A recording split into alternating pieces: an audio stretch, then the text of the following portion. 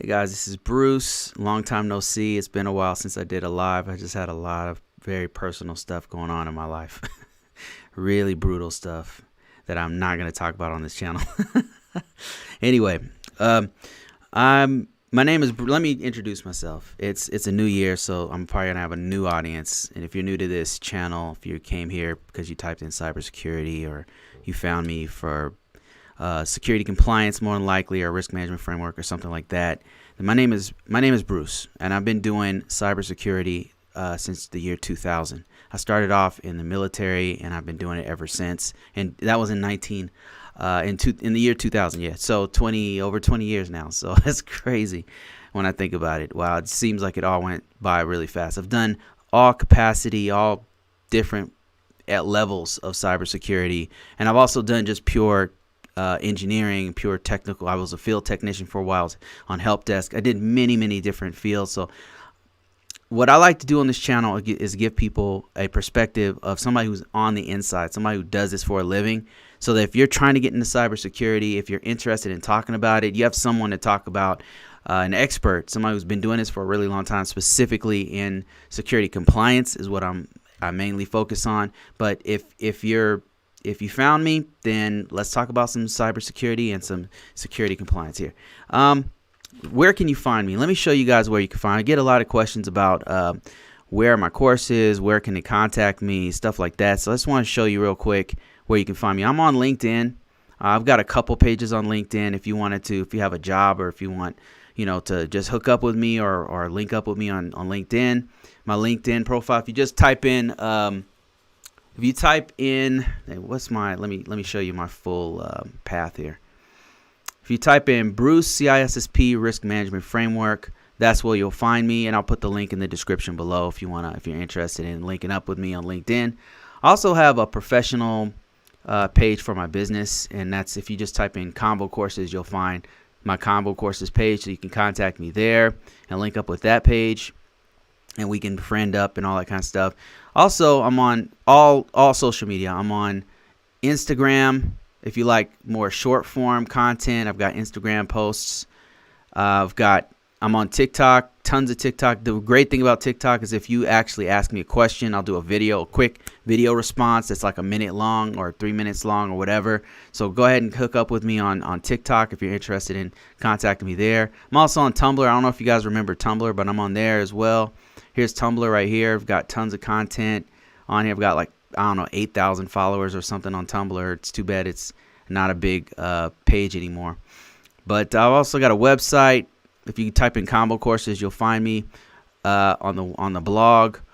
And then, of course, ConvoCourses, the actual site where I actually do my teaching. Here it is right here.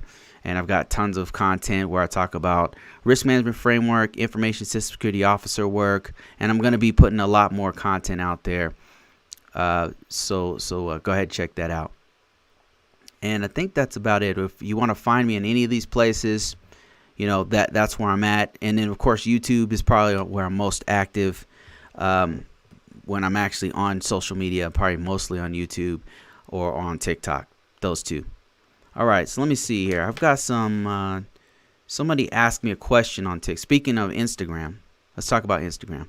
Somebody asked me a question on Instagram, and I did already answer it, but I wanted to answer it on YouTube so you guys can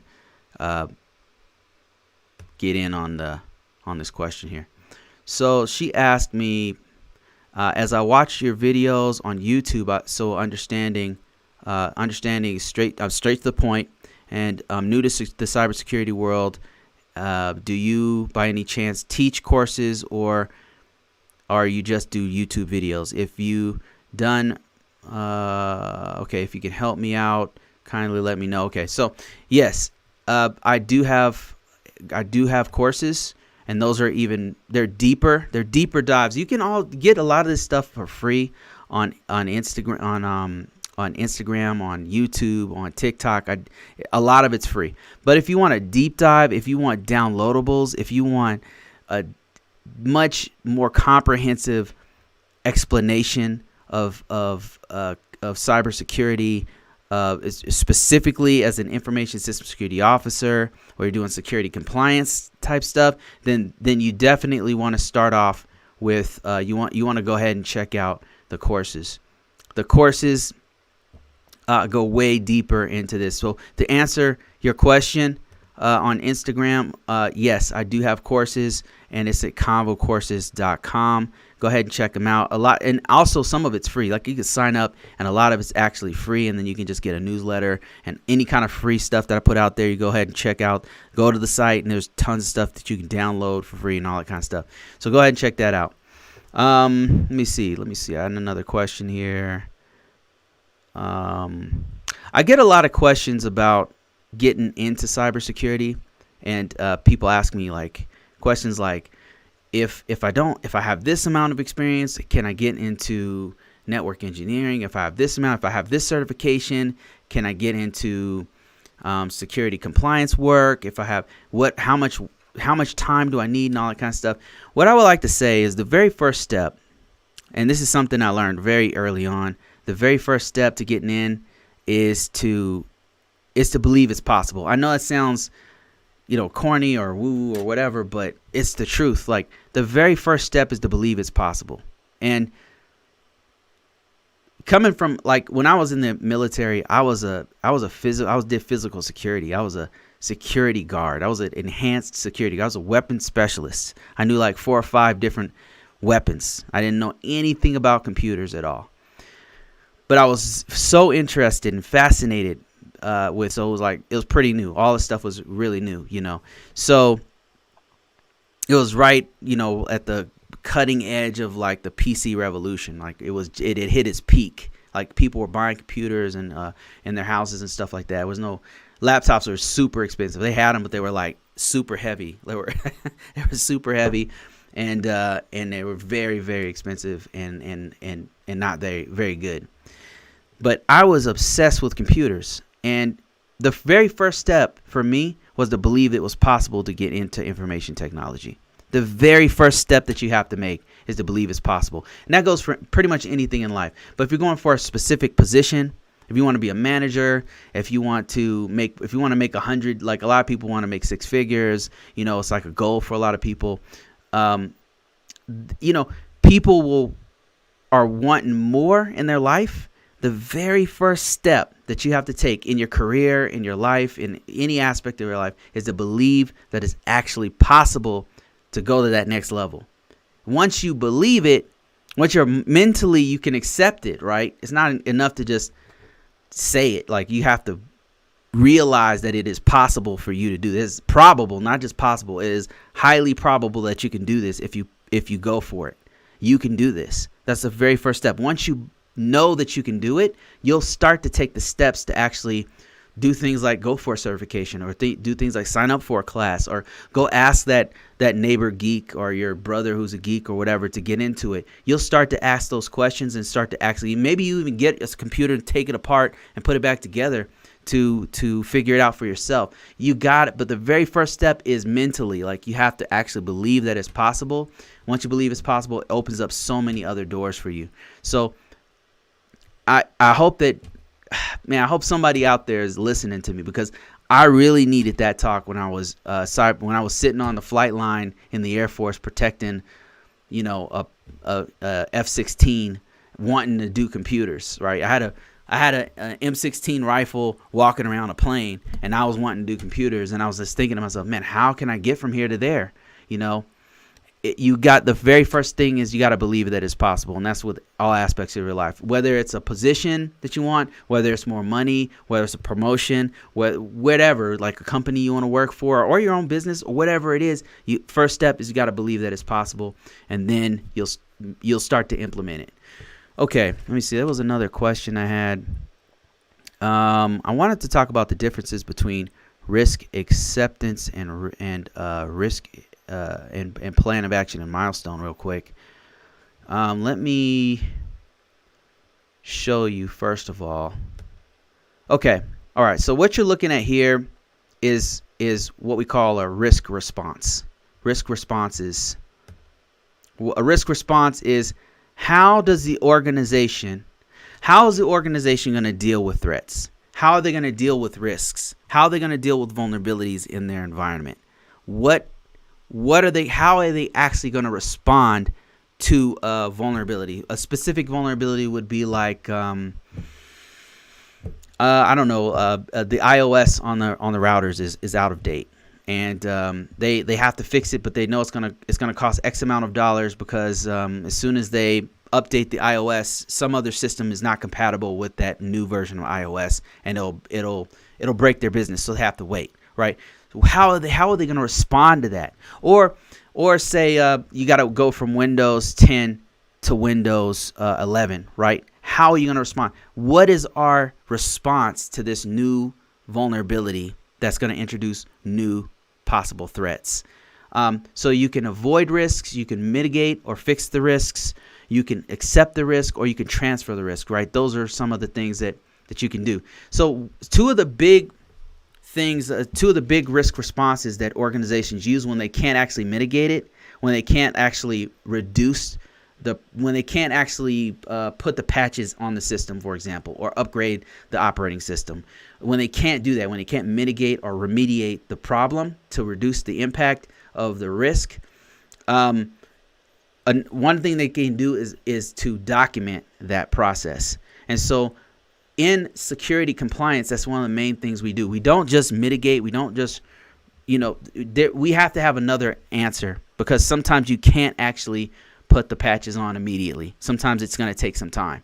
And so what I want to talk about is two of the main ways that you do that and show you the differences between those two. Let's talk first about something called acceptance of the risks. Now, I want to walk you through this form. This form is going to tell you this. I just got this off the internet. This is not my clients or anything like that. So this is free off the internet. You can Google it yourself. This form is on the internet. So this is a risk acceptance form. Now, risk acceptance, what does that mean? That means that the organization, they can't mitigate the risk. Meaning they can't put the patches on immediately, or they can't put a firewall around it. There's no technical way that they're going to immediately fix that problem like they're supposed to. Like put the patches on and boom, it's fixed, right? They can't do that for whatever reason. So they're going to accept some of the risk that's associated with that vulnerability that's in their environment, if that makes any sense. So let's say they have 100 computers. They have 100 computers, and they need to protect those. They have a firewall, they have antivirus, but now they need to go from Windows 7 to Windows 11, right? And that's a problem because they can't do it immediately, because maybe they don't have the budget to update all 100 of those. Maybe they have to write out the contract that they just updated with Microsoft. Maybe they need to train their people on Windows 11 because everybody's proficient on Windows 7. That happens a lot, by the way. They're proficient on Windows 7, but they don't quite know Windows 11. They need about 2 months to actually train on Windows 11 to fix all the problems, right? So there's many different reasons why you wouldn't immediately remediate a system. So those are just a few. So let's say they can't immediately remediate the issue. Now they need to do a risk acceptance. So you want to document. The organization needs to document that, hey, we already know we have this problem, but we're going to document this, and we're going to explain to you that how we're actually going to reduce the risk. Because risk acceptance doesn't necessarily mean that you're going to just do nothing. It doesn't mean you're going to do nothing. For one thing, you're going to document and inform everybody, and for another thing, you're going to find another way that you can reduce the risk with what's called a compensating control. Let me explain. Okay, let's start from the top here. So one of the first things you got to do is you got to put this thing in context, meaning what kind of control are we trying to fix? Let's say it was AC2.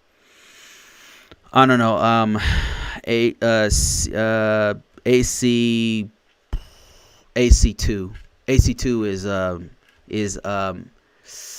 it's a access management, I think. Access management.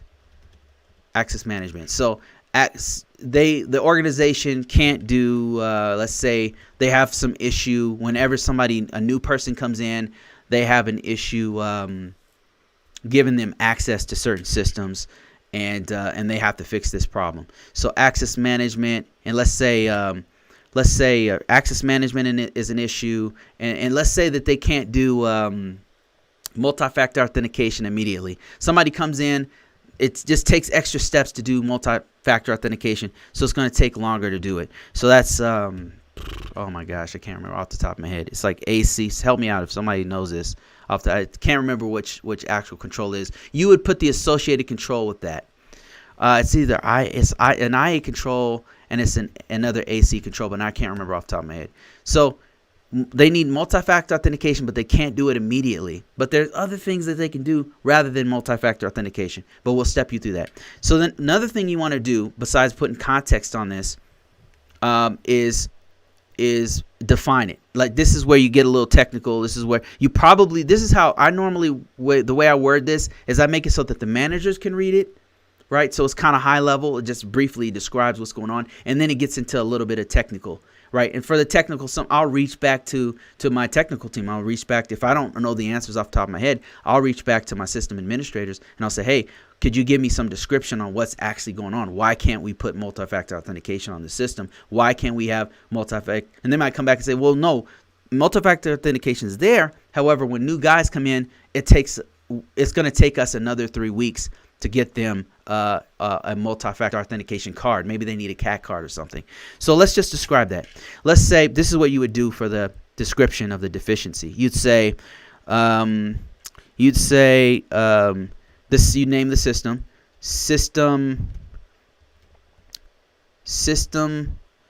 Let's call it 5F7 SATCOM. Right, I'm just making stuff up here. SATCOM does not allow for immediate multi-factor. I'll just say MFA, multi-factor authentication, right? And then you would go into greater detail here, right? Does not allow for me. Then you would explain why. So you maybe let's say the system requires MFA, a special smart card, requires a special smart card that comes from NSA.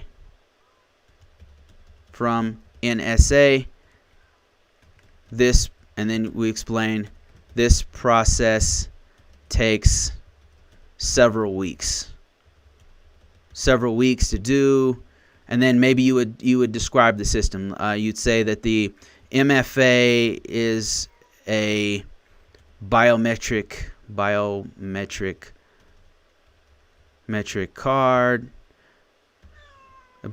card, that requires blah blah blah. You would explain, right, all the stuff that's going on with it, so that anybody can pick it up. Anyone from the organization, a system administrator, a manager, a C-level exec, anybody can pick this document up and understand what's going on, and they'll have a context of what is happening.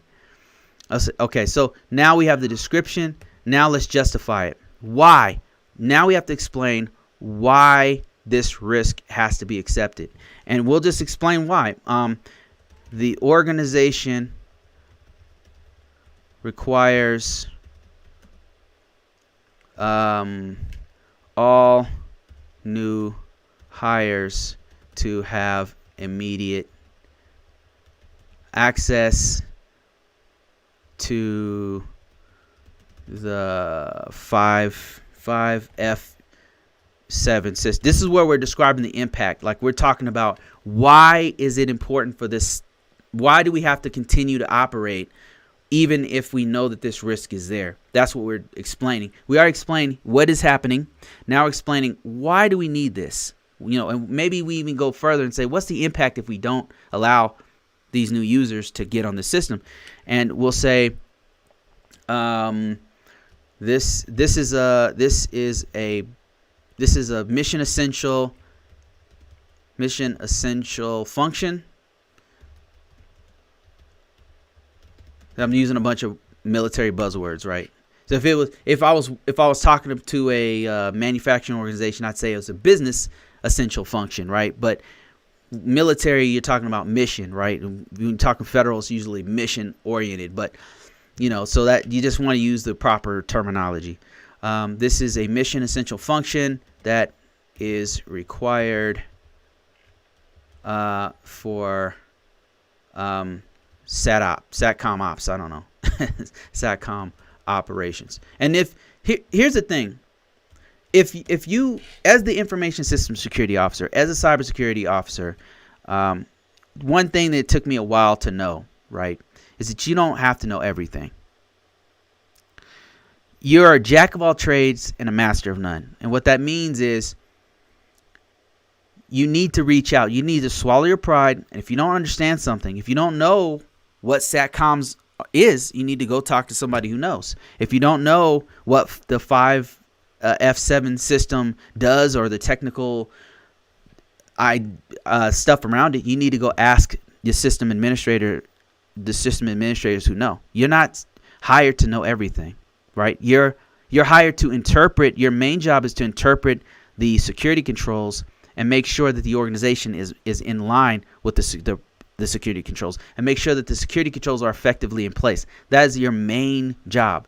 That does not require you to know everything. Nobody's asking you to be God, right? So you have to swallow your pride and go ask people. You're not required to know everything. Just go ask people who know and put all that information together so that you can form an actionable bit of data that the decision makers can use, so that they can make a decision on whether to go forward or not, or take the risk or not, right? It's also not your job to take the risk.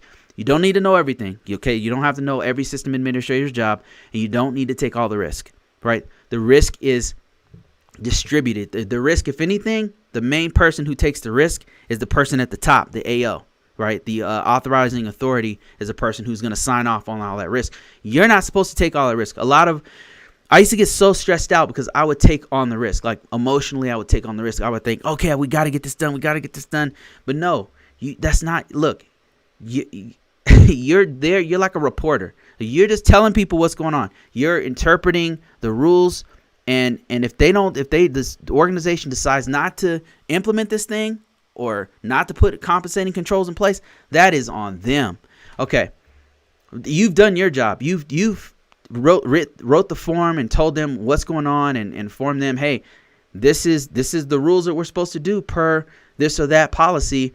If they don't want to do it, like, you can't control it. Don't worry about stuff you can't control, right? You definitely want to email them and maybe send it up the chain and stuff. Like, I'm not telling you not to do due diligence. I'm just saying it does not going to help you to stress about it. That's what I'm trying to say. Okay, describe, and then, okay, now this is really important for a risk acknowledged form. You got to have compensating controls. This is really, really important. Compensating controls, let me explain. So if you couldn't put these controls in place, you don't have multi-factor authentication. It says you have to have it. You're supposed to get this thing from the NSA, this biometric card, right? Compensating controls is saying, okay, you're not doing what you're supposed to do, but what are some other security controls that you have in place that are going to protect and reduce the risk to the organization? Okay, so let me give you a specific example. So in this example, they're supposed to have multi-factor authentication. They don't. It's a specialized system. They have to have multi-factor authentication from the NSA. The card takes several weeks, maybe a month or two to come through. That's a problem because in that time frame, you're signing in with just regular old username password on this very important system that we can't shut it down because it's a mission essential function. What are we doing instead? What other security controls do we have in place that still will protect the system? Well, maybe we have, if the system's air gapped. The system, let's say the system is, we'll just explain it. There's many different ways you can do this. You could actually just say we have, I don't know, IA4 is in place, RA5 is in place, and explain what that is. But what I like to do with this is explain what the compensating control is, so that a person could just read it straight out and know what's going on. So I would put something like the 5F7 system. A 5F7 system is air gapped and does not have direct access to other networks. You might want to name Nippernet, Sippernet, whatever, JWix, whatever it is, right? Internet, whatever it is. I'll just put other networks. Other networks. That's one compensating control. Another one might be they have a firewall. They have the system.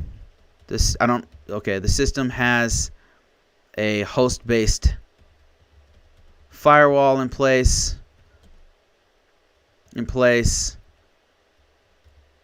Host-based firewall in place.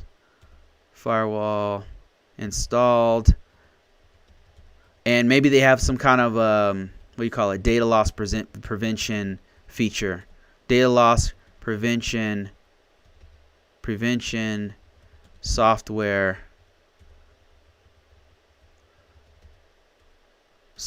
prevents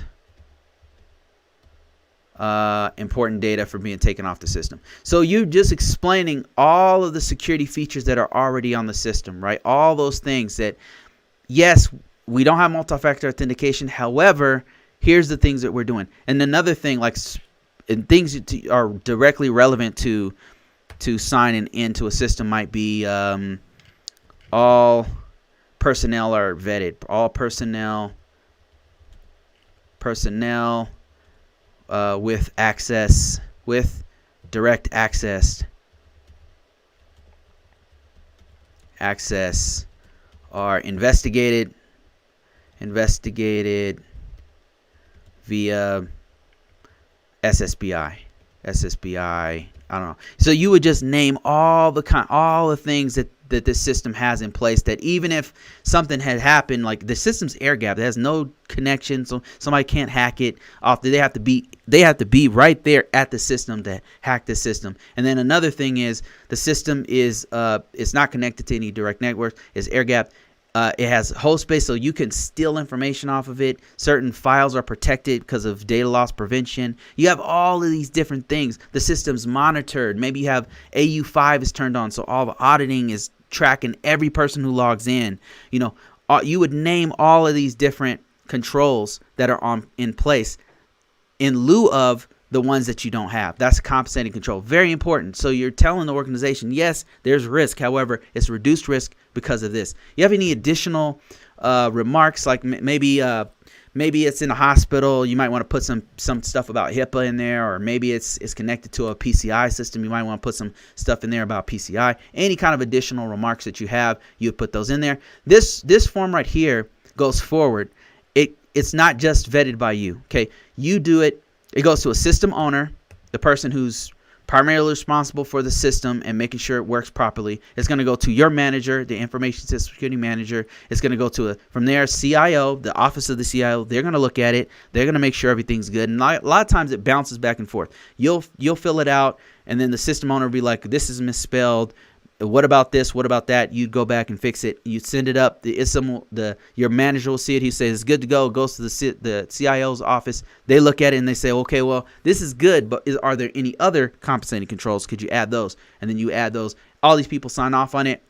It gets signed off, and then it goes into a database, and then it's usually reviewed like once a year or something, or twice, whatever the organization deems necessary. So a risk acceptance is a very important form, and it's sometimes called a risk acknowledged form. I've heard the other names used in different organizations I've worked in, but it's pretty much the same thing, where you're documenting what's going on and saying, okay, this is not this. We don't have this feature, but look at all these other security features, and now let's get it signed off by all the managers.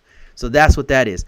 Now, here's how it differs from a plan of action and milestone. And let me explain very briefly what a plan of action and milestone is. Let me show you that one. This is also very important to security compliance. And many different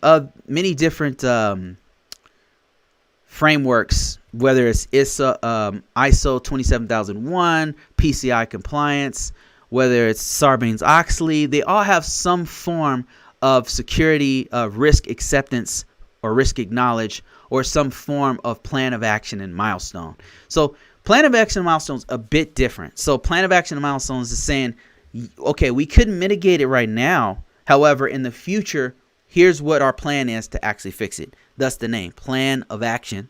You have a plan of action, and you have a milestone in place to say, okay, on February 1st, we're going to do this. On March 15th, we're going to do this. And then in 6 months time, it'll be fixed at this and such a time. And here's who's going to actually fix it. So there's a big difference between your risk acknowledged doesn't normally have a timeline of when it's going to be fixed. They're saying, look, we can't fix it now. There's no plan right now to fix this thing. However, we have these compensating controls in place, and we're going to get this signed off by the CIO, right? So they're documenting that, yes, we know this risk exists. We can't fix it now. However, there's other things in place. Plan of action milestone, very, very different. And let me just show you some specific details of what I'm talking about here. So plan of action milestone is it's a detailed plan of what is going on and when you're actually going to fix it. So they actually have let me see if I can make this a little bit brighter here. So they put a little bit of okay, this thing is, man. See, that's why I don't like working with Excel spreadsheets. These things like crash back to back. I know if you work with a lot of these spreadsheets, you know exactly what I'm talking about. You know exactly. These things, the databases are way better. That's another thing I should mention. Like plan of action milestones come in many different flavors and forms. I've seen them in databases. I've seen them in spreadsheets like you see here. I've seen them in Word documents. It just depends on the sophistication and how the organization wants to track them. So in this case, this is one I downloaded from, I think I got this from FedRAMP, the FedRAMP site. They got some really good old documents on there that you could use. But right here, you're going to explain the changes of actually, let's start from the beginning here. Let's get all this stuff in here. I won't cover all of these things. And if you follow me on my site, I go through great detail about this. So I'm not going to go in that big a detail. I just want to explain to you what a plan of action milestone is. So again, the very first thing you're going to do is give it context, right? A lot of organizations, they will put their own identifier there, especially if they have a lot of plan of action and milestones, because you're supposed to have one per vulnerability. So that can be a lot, right? That could be a lot. One per vulnerability per system. So you can literally have hundreds of plans of action and milestones. And they are a pain. When you have that many, it's a pain in the ass to track those things because they're constantly expiring, and you got to track the milestones on each one. So you got hundreds of tasks associated with all those different plan of action and milestones. I hate plan of action and milestones. Okay, so whenever possible, you don't want to do them. Like, you just want to get the thing fixed. That you just want it fixed as quickly as possible. You don't want plan of action and milestones. I mean, trust me. Okay, so the very first things we're gonna do is identify and give it context. In this case, they're saying is a AC1, which is what is it? Management, access management policy, I think.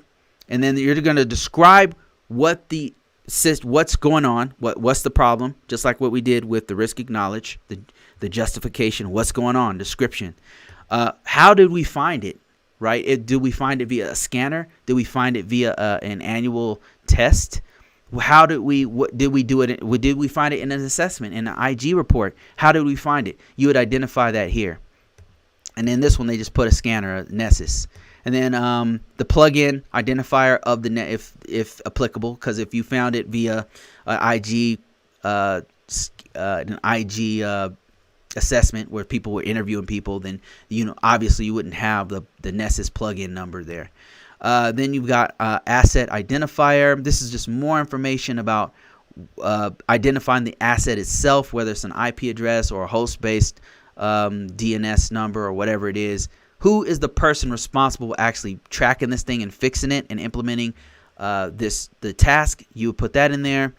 And then one of the most important pieces here is the plan of action, the actual plan of action and milestone, the changes. You're going to track the changes as you go. So a lot of times these are, especially in big projects, you'll have like you'll have a program manager who will track each one of the plan of action and milestones, and they'll track the tasks in there, and they'll make sure that everybody is on task to get this thing done.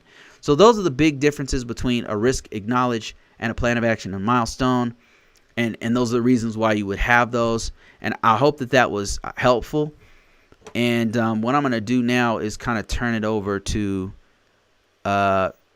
read some actual comments and stuff like that. Let me see here.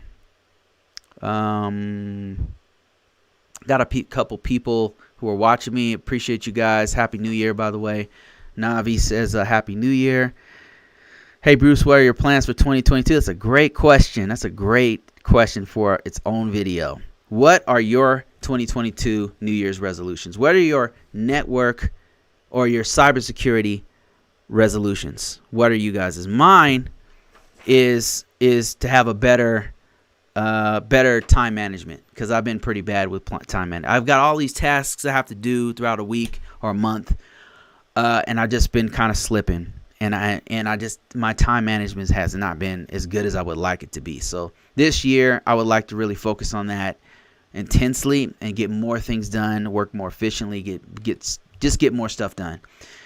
I've been really wanting to do another certification. I've been leaning towards a CEH or something like that, or C-Risk, but I haven't had the time to do it. So time management is super important for me. Let me see. What do you guys like? I'm seeing like 8 people watching me right now. What are you guys wanting to do for this New Year's resolution? As far as Nabi says, I'm planning to build my network, focusing on LinkedIn. That's awesome. That's awesome. Speaking of LinkedIn, if you guys want to link up with me, let me show you my LinkedIn page. It's great for us to stick together. You know, here's my LinkedIn page. If you're interested in contacting me, if you type in Bruce Brown, CISSP, Risk Management Frame, RMF, you should be able to find me. I'm out there. But yeah, link up with me on LinkedIn. So what other New Year's resolutions as far as your careers is concerned? Anybody else out there? Somebody said, J11 said, I appreciate your videos. Thanks, man. I forgot to. I literally just did a plan of action milestone on multi-factor authentication. Okay. Somebody said that their New Year's resolution is a CNA. Gonna get my CNA. Oh, that's awesome, man. CNA, that's a hard cert. For me, it was a hard certification. David Gerton says, find a job that will allow me to work remotely. A CISO position or a cyber instructor type of gig. Oh, man, you could definitely find that. You could definitely find that. Somebody said, my New Year's resolution is to have an understanding of RMF. Oh, man, I got you covered. Just keep coming back here. I got tons of free content for you. And if you want a deeper dive into some free content and some paid content, go to ConvoCourses.com. Go ahead and check it out. I got to pay some bills. So just at least go look at it. You might not want to buy anything, but just go check it out. That's ConvoCourses.com. And if you want more free content, shorter form, go to Instagram. You can contact me on Instagram. I'm pretty active on Instagram. I answer those. I'm really active on TikTok. Why am I rubbing my nose in this video? It's very informal, by the way. So yeah, if you ask me questions on there related to risk management framework or cybersecurity, I might be able to talk about it. You know, I'm not gonna necessarily have answers all the time, but it's a conversation piece. You know, that's the name, ConvoCourses. Okay, somebody said, Dustin Fraser said, time management, of course. I would also like to improve my training courses to help my cybersecurity, my cyber operators. That's awesome, Dustin. That is awesome. Yeah, I just really need to polish up on my time management skills. I mean, especially the job I have right now, I just have so much work to do. It's so much on my plate. I just need better time management skills. I mean, I'm thinking what I'm going to do is I'm going to start putting everything I do on a calendar every day. That seemed to work in 2021. J11 says, working remotely is horrible these days as you work crazy hours due to availability. Well, you have to manage your time. I mean, for me, that really digs right into my main problem of time management. Because I work from home and I've been doing it for years, I work these crazy hours and I'll just put in any amount of hours to get stuff done, and that's just not cool. So I need to be better about condensing all the work that I do in the hours that I'm allotted, you know, in an 8-hour day, so I'm not burning myself out. Which 2021, man, I really did so much work. David Girton says his course is legit. I'm an ISSM, and I gave my coworkers new ISOs his website, and they now use his course to understand RMF. Wow, man, thank you. Thanks for that endorsement. I appreciate that. I'm planning on taking your course real soon. I relate to your background when you mentioned that you are in the IA in your IA field. Yeah, that's a great point, man. I'm coming from the information assurance field. That's my background. My background is information assurance, specifically for the Department of Defense, but also for other federal organizations. I worked for different aerospace organizations. I've worked for a lot of private, more recently, more private organizations. But information assurance has given me like a real solid foundation that has allowed me to understand the big picture of cybersecurity and not just be focused on like firewalls or vulnerability management. Like with information assurance, you're talking about how much confidence does the decision makers have with the information that's being processed or transmitted.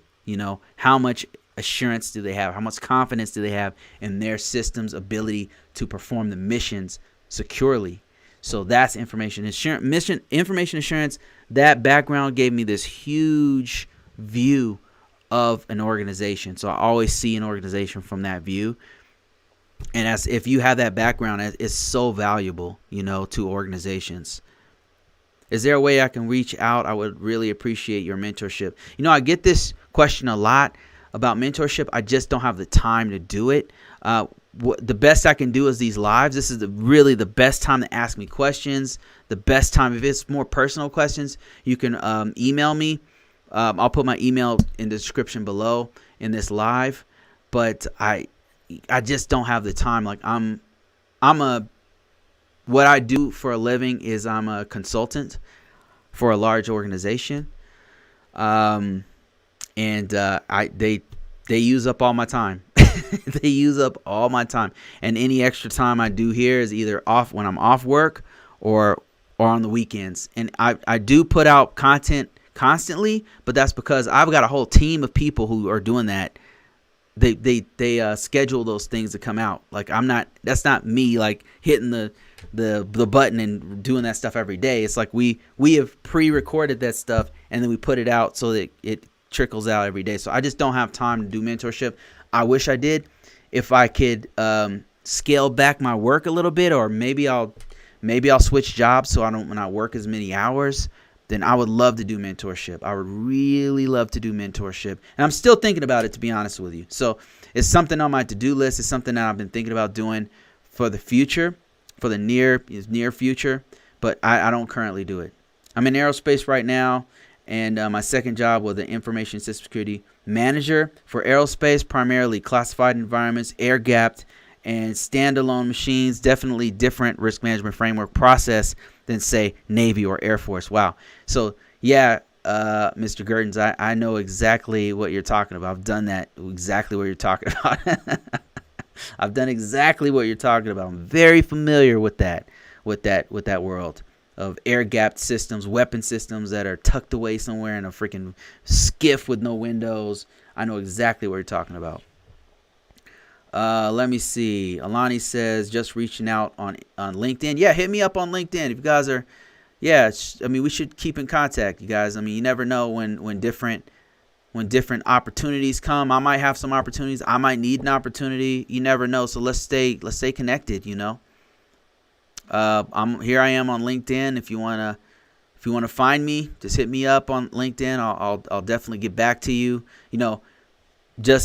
It might take me a while to get back to you because I have so many people constantly contacting me. It's no offense. It's just I have so many things going on, so many irons in the fire, so to speak. New Year's resolution is to get my CISSP. Man, congrats. Go for it. You only fail if you quit. Keep going. That's my motto right there.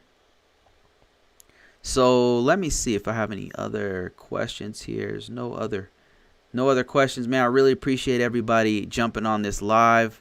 I'm going to do this again next week, maybe even tomorrow. I'm thinking about doing another live tomorrow. So stay tuned. If you haven't subscribed to this YouTube channel and you want to hook up with me sometime, please hit the subscribe button. I might do another live tomorrow. I'm feeling like I should do one.